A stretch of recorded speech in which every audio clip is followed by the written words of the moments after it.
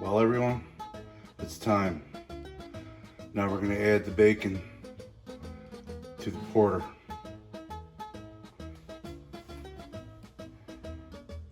One and a half pound packages of Wright brand hickory smoked bacon.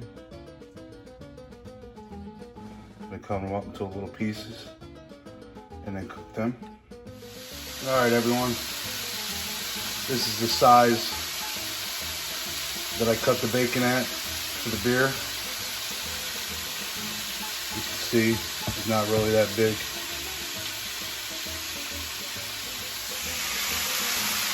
I'm gonna go ahead and cook it down to where it looks like it's going to, almost look like it's going to burn.